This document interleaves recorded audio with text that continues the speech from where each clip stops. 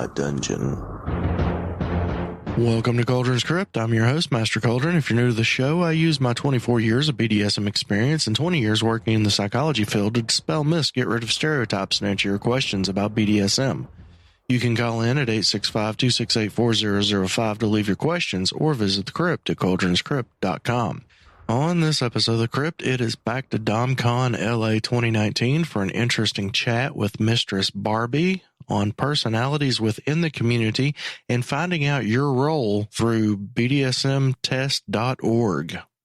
So let's hit those rules to love by and jump into the conversation. Rules to love by. Rule number 1, safe, sane, consensual, and informed. Rule number 2, Kinky, that's KNKI, and stands for knowledge, no intolerance, kindness, and integrity. And rule number 3, the quote from Mr. Paul Young, submission is not about authority and it's not about obedience. It is all about relationships of love and respect. It is Saturday at DomCon Los Angeles 2019. I'm sitting here with the absolutely stunningly beautiful Mistress Barbie. Hi, thanks for having me. Oh, thank you so much. We have a lot to talk about. Crypters, this is a very intelligent person that has a lot going on and a lot to offer to the community. I want to start with where Barbie comes from, and then we're just going to go from there. Well, Barbie was unconscious most of her life, actually. She was the little girl who was ordering people around. She was a little power princess from the get-go. And then she grew up to be a teenager who dated and had a boyfriend book where she filled out her boyfriend's surface and kept tabs on that. Still, all this time, she had no idea she was a born dominatrix. Who knew? It actually wasn't until a really bad breakup happened where I was actually dating a guy and I don't know what was wrong in the relationship because everything on paper was absolutely perfect. It should have worked, but it didn't. There was something energetically that was really, really wrong, and I didn't know what. So we broke up, and I called a longtime play partner of mine in Boston. I said, "Hey, can I please come see you? I really need to go somewhere for New Year's, like bad, because I'm not sticking around town." And he said, "Okay." And he says, "I still have a girlfriend. Is that all right?" And I'm like, "I don't know. Does she know about me?" And she says, yeah, she knows about you. So I said, okay. And it was then that I was involved in my first actual BDSM scene. And he was the dominant, she was the submissive. And we were in the scene, and he hit her with a belt. And he looks at me, he's like, "You flinched." And I said, "Yeah, I guess I did." He said, "Okay, well, you hit her." And he hands me the belts. And I had hit before. Actually, there's a video on YouTube that has a lot of views, like 25,000 or something like that, of me actually hitting someone at AdultCon 10 years ago. Totally unconscious that I'm a dominatrix, by the way. So I hit her consciously for the first time, and I felt alive for the very first time in my life. And the very next day, I was going, what was that? What was that? And he hands me the BDSMtest.org, and he says, "You need to know who you are." Wow. Yeah. So I took that, and there it was in black and white, the entire track record, the history of my relationship failures, because I'm a mistress, I'm a dominant, I'm a mommy, I'm a primal, and I am anything but someone who would do well in the relationships that I've been in. So I call myself Barbie because my legal first name, which I do not go by, is Barbara. Okay. And so my mom's name was Barbara. So every time someone called me Barbara, I kind of get this bristling feeling. Mm-hmm. And I decided to reclaim my real first name, because your real first name is your conscious real first name. So my real persona, my realness, my consciousness is Barbie. That's beautiful. Thank you. I hear a lot of origin stories because I love finding out where things come from. And that's got to be one of the most beautiful reclaiming stories that I've heard. Now, you said BDSMtest.org. Yes. Now, this is something that you are working to Let's talk about that. What do you have to say about that? I'm just going to shut up and let you have it. Well, because BDSMtest.org was so pivotal in me discovering myself, I used it immediately to test all of my former relationships. Mass emails, mass texts went out. You need to take this test. You need to take this test. You need to take this test. What I found out was that mostly I was dating 100% switches across the board and brats. And brats trigger me like no one's business. And the switches were, the relationship was really, really, really great. Oh my gosh, this is the best relationship ever. And how far do I run? And I would go back and forth between those two. Again, unconsciously not knowing why. So I tested across the board and I thought, you know what? Not only is there a correlation in kink here, there's a correlation in behavior. And I'm a business consultant by full-time profession. I would consider myself in terms of the kink world, more of a hybrid lifestyle and pro because I do education and facilitation. I just took over a DomCon panel when the facilitator didn't show up. I just took over ABDL 101. Oh, wow. Yeah. Presenter didn't show up and I just stepped in with a panel of two littles and away we go. But I'm a professional facilitator. So I thought, you know what? There is a connection. So I started to draw these lines of, okay, if we're looking at the business environment, and I can test vanillas and have them not know they're tested because I have the questions on my end that align with the BDSMtest.org questions. So I test them and then I tell them about their team dynamics. You sneaky little devil. I am. And I think it's great because, I mean, if you think about someone who is truly submissive, in the lack of leadership, there's generally a bit of chaos there. I need you to tell me what this project is all about. I need you to tell me what to do on this project. And as soon as you tell me what to do, I am on it. As soon as you tell me what you need, I am on it. But if you do not tell me what you want or what you need, I am lost as an employee. People don't really grasp the fact that, one, it is okay to be a follower. Two, that every follower needs a leader. And three, that every leader needs followers. Yes. And when it comes to business, that is when it works. Yep. And if you look behind you and no one's following, guess what? You're not a leader. Yeah. Or you're not a leader that knows how to pick a team. True. Very, very true. But I talk to friends and I talk to clients who have these power struggles. And really it's a power dynamic that you're in more hours of the day than you are doing anything else. And when that power dynamic is off, it results in deep unhappiness. It trickles over into life. And it can mess with your kink when you hate your job. Yes, it does. And when your job is so consuming that, like, when I work 105 hours a week and I can't get my playtime in, and then my work suffers because I'm not happy. Yeah. Because I need my kink to survive. Absolutely. It's once you've tasted that freedom of being who you really are, once you're reborn as Barbie again, and you found who you truly deeply are. It's such a beautiful thing.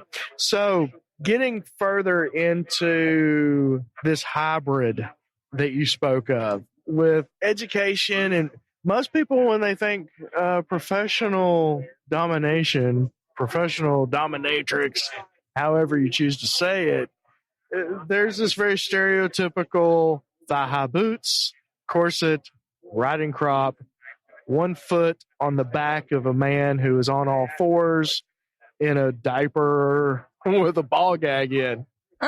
Now, you say hybrid. How is your hybridness. What is that exactly? Well, all that is absolutely amazing. I think, first of all, I that is absolutely amazing. It's hybrid because it is my lifestyle. I have slaves. For example, yesterday I had a lovely gentleman who was my servant in Carson City show up to my house sight unseen and do my lawn. Not a client, just someone who is in service to me every Friday, who does whatever I want, need, desire, and shows up exactly how I tell him to show up. Mm-hmm. And he's actually an older gentleman, and he has 40 years of service as a submissive. Wow. And came highly recommended. So he's well trained. He's well trained. He's amazing. But I have slaves. I have a submissive who I adore very much.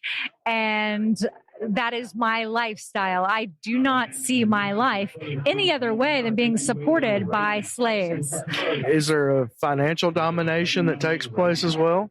So not as much. I prefer slaves and submissives to buy breakfast or lunch or bring things over. And I just celebrated, in fact, tomorrow is Mommy Dom's Day. Dom's Day. I've appropriated Mother's Day. Nice. Yes, I appropriated Mother's Day. I call it Mommy's Dom's Day. They do send gifts and all of that. No, now the paid part actually came quite unexpectedly because seeing my lifestyle, I was asked to teach classes on the BDSM Tests-S02E28 and how to understand it. Mm-hmm. What does my kink test mean to me? And I got tipped for the first time by that class. And groups started inviting me in and said, "Oh, please tip your instructor." Mm-hmm. I'm like, "Hey, how about that? I'm a paid kink educator." Nice. I mean, so very much like the awakening around Barbie has been the awakening around, and I love to teach. I love to facilitate. Mm-hmm. I love to speak. Be on the radio and have a radio show and all the things. Is your radio show currently going or? It is not. It is not. No, I did my radio show for about 6 months and decided that a volunteer radio show wasn't for me. Maybe a paid one of these days. Well, I am also a podcast consultant. So if you want to start a show and get it out to the entire world. One thing that I do every year, every January, I go back and I retake the BDSM test. And people ask me all the time, well, how accurate is that test? How does it work? Well, if you're honest with the questions, it can be pretty accurate. But I redo it every year. And then I have, I think, the past 3 years shown on my FetLife profile because I like to post there to see how things have changed. And if ever I want to see it again, boom, there it is. Do you recommend that people do that they check out? Yeah. Actually, I do a quarterly review, just like business. Quarterly review. And it is really on the dime of the quarter. And I look at it and I look what's increased, what's decreased, because a year is a long period of time. There's a lot of experiences in a year. And I can't tell how some event, something has shifted me. The data is too strung out. There's too many variables there. Interesting. So I do it quarterly because quarterly I can take track of, okay, who are my play partners doing this quarter? Who are my slaves during this quarter? Positive, negative impact, according to me. Mm-hmm. And how is this changing me? And how is this maybe making me even evolve further into aspects of myself? So I've even gone into the ability to accept, like we were just offline talking about needle play. Mm-hmm. And I imagine after experiencing needle play or knife play or that my sadist percentage might go up. So I have a little bit tighter of an experimentation period. Yeah. And I apply research methodology as well during my consulting practice. I go in to see a client, I research them before the engagement, no cookie cutter programs or stuff like that. So I approach my kink the same way. I do the research over the 3-month period, and then I look at the test results and go, okay, All right. Apparently, I am not only just doing this, I'm actually evolving in this direction. Right. So maybe that's going to attract a different kind of partner. Interesting. Now, are you currently, I know you've got your subs and your slaves, but are you currently involved in a dynamic let's not even say dynamic, in a relationship with anyone? A long-term relationship, female-led relationship is really what I crave. Okay. I would say that I have somebody, a submissive, that I am highly interested in. And thanks to DomCon and the Art of Negotiation class, I will be working that into discussing the potential for a long-term relationship. But right now, the direct vanilla question, Barbie, are you single? Yes, I'm single. Yeah, you said female-led relationship. Are you seeking a female-led relationship with another female or with a male? I prefer a relationship with a male. Okay. I am bisexual and do like females, but so far have not found a female that would fit that other need for me more fully as a primary partner. Gotcha. Not taking it off the table, but right now I guess you would call me, probably about, middle of the road Kinsey spectrum wise. Yes. One way or the other. So, okay. So yeah. So what female led relationship means is that the female is the one who calls the shots in the relationship. The female is the lead for the relationship, which is why I say that actually tomorrow I'm going to be having a discussion with my submissive about that. And I actually wrote something out and planned it all out. But because in my view, if your female is truly leading the relationship, the female also leads it to the next level. Yes. So there's not going to be a lead to the next level without me having a, come to your knees meeting. Come to your knees meeting. Oh, you heard it here first, folks. Oh, God. Going back, now, how many years have you been involved in kink? Oh, wow. Well, unconsciously all my life. I mean, literally all my life unconsciously. Consciously, 18 months. That's it? Yeah. This happened New Year's Eve, 2018. Okay. So you're still quite the newbie, but a very experienced person, a very intelligent person. Thank you. Done a lot of research. Yeah.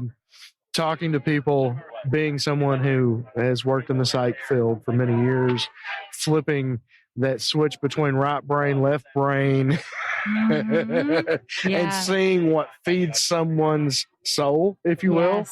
Yeah, the intellectual but fun-loving, playful side of you just exudes in your spirit. Well, that's why I'm a Barbie. Yes. That's why I'm Barbie. It's funny because people are always ask about Barbie and why are you Barbie? You don't necessarily look like a Barbie doll. You're not painted, to the nines or anything like that.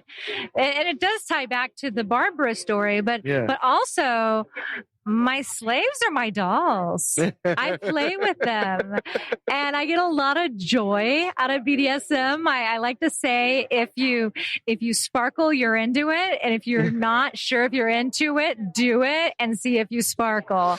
My sister, I used to take my G.I. Joes and her Barbies with my G.I. Joes. Wow. Do a little CNC. Didn't even realize it until just yesterday or today. I was talking to Lady Catherine, my wife, about it. And I'm like, oh, yeah, I used to do that. It's deeper. You know what I used to do with my Barbies? I used to cut their hair and put marks all over them. Interesting. And you know what? I just came into consciousness about that right now and how far back that actually goes. But yeah, I would get a Barbie and literally probably within the first 24 hours, she would have blue marks. And then I'd take it'd have to be blue pen too. Has to be blue pen. And I took the blue pen and I'd mark it and then I'd smudge it a little. Ah, giving her bruises. Yeah, I was 3. Wow. Yeah, I think that's about That's probably when I started that, about, I don't know, 5, 6, somewhere in there. Yeah. And it just came so naturally. I call it hardwiring. Yes. You know, we are hardwired to be kinky. Yeah. We just are. And it's when we go through life unconsciously, when we don't have self-knowledge, self-awareness, emotional awareness, accountability, when we don't have those things, we're pretty much living life on this crazy autopilot. Yep. And we really can't make good choices for ourselves in relationships, in work, in anything, because that hardwiring is always going to be popping up and hitting us in the face. And it's going to pop it up and hit in this face, and it's going to be really destructive. One of the most terrible relationships in terms of the impact on the person that I had was I was dating, and I tested him after the fact, after I found out everything, was with a pure submissive. And it was at a time in my life where I couldn't use my words. I was 1 year sober, and I couldn't use my words that well. I didn't know who I was. I didn't know what I wanted. And I actually mummified him. He asked to be mummified in saran wrap. And during our relationship, and I used it as an excuse to say, well, now you can't do anything. So now I'm going to throw whipped cream on you, and we're going to do food play, even though he had not consented to that. Oh. So, and I would constantly I couldn't use my words to what I wanted him to do or what I wanted to do. So I would eat ice cream at him. And it was because I couldn't drink at him. I had to eat ice cream at him. And, and, you know, all this pre-awakening stuff, and, you know, to ask your audience, you know, what are you doing that you are unconscious about? That if you see a pattern in your life and it's coming up again and again and again, what wiring is there in you that's been in there all along that you need to love up on? Well, and I think a big problem with that, a big roadblock that people run into, especially with the younger generations, is responsibility and taking responsibility for everything in your life. Now, my crypters know that I had a very traumatic childhood. There was some sexual abuse involved when I was 8 years old. And taking responsibility for everything in my life, including that. Now, that doesn't mean placing blame on myself and beating myself up. Oh, it was my fault that this adult did this to this child. No.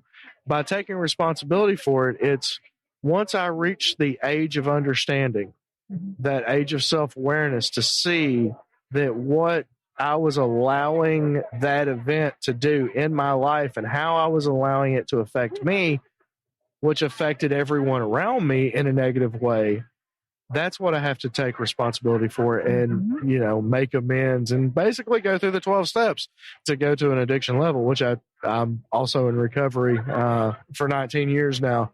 But yeah, I think, you know, just to hammer that on home a little bit with what you're saying in self-awareness, how is it, do you have any tricks of the trade, so to speak? Because I'm really glad you asked that. So I got my master's in communication management from the University of Southern California. And during my master's program, my master's thesis was creating my own theory. I call it critical opportunity theory, or if you want a little fun way to say it, I call it crappertunity. Crappertunity. But what it is that we have these downward spiral behaviors that we participate in before failure. Long before failure happens, we're in denial, disavowal, and ego. And what it takes to not go down that downward spiral is to come up into awareness, consciousness, and humility, because that's really the cornerstone before you can go into emotional awareness, or what I call mourning the fallen expectation, because you've expected something to happen, it didn't happen. And then you can then come up and become really accountable for your part of the situation. If you do not do that, the type of support, social support you're going to gather is either going to be no social support. You're going to drive yourself in isolation or poor social support, or what I call joining forces with hate. And those are the people in the office who find other people who hate the boss too, and they all backbite and they all find a way to stir things up.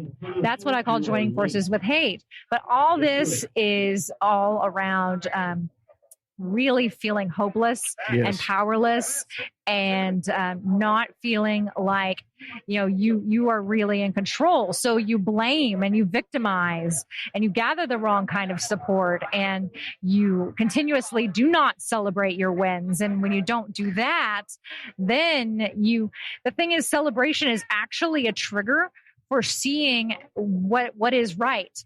And you can actually figure out your own problem or crisis wiring by seeing, when you went through a problem or crisis, how you handled it and how to get back faster next time. So critical opportunity theory teaches pretty much anyone how to shorten that time from problem to success and really just turn it on its head. And that's actually what happened when I discovered Mistress Barbie, is that I was working on my thesis. I had this breakup and I realized, oh, you're in isolation. You're literally under the covers right now on your cell phone thinking about your thesis. You are in isolation.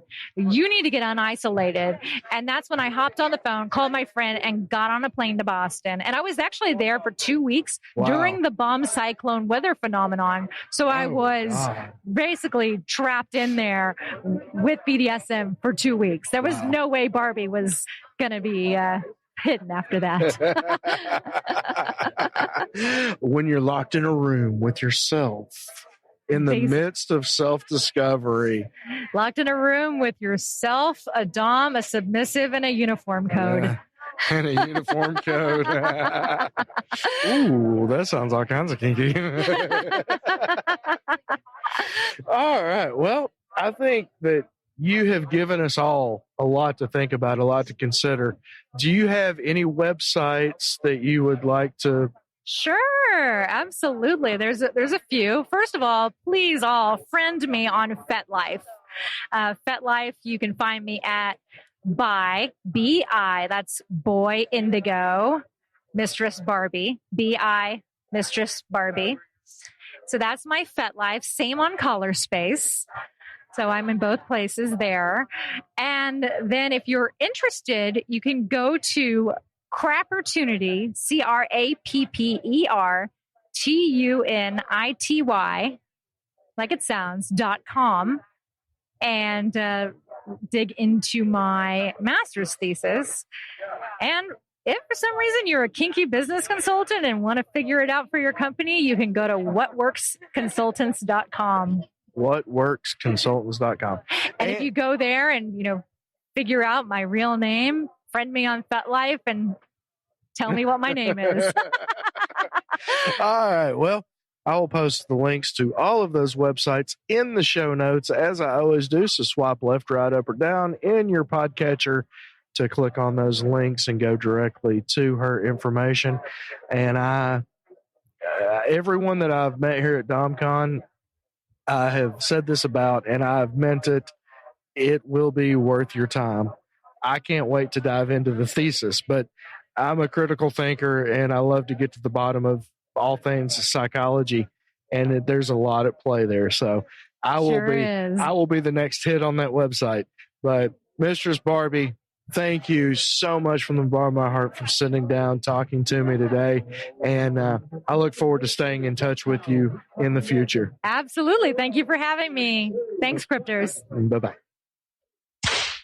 And there you have it, the amazing Mistress Barbie. And for those keeping score, the first guest and only guest that has said goodbye to Crypters. I told you, she's really smart. She pays attention. Mistress Barbie, thank you so very much. And in the vein of talking to all of these strong, dominant women, a shout out to Mistress Vega and Lady Katie. They have a YouTube channel for female dominance and lead the femdom group here in my local community. I will put a link to their YouTube channel in the show notes. Please go over and show them some love. It's important that we support each other within this community. A shout out to my producers, Lily Chaos, pro producer, executive producers, Jeremiah, Arcane DGR, and Violet Aurelia, Feline Rouge, Baby Love 2269, and Faisal.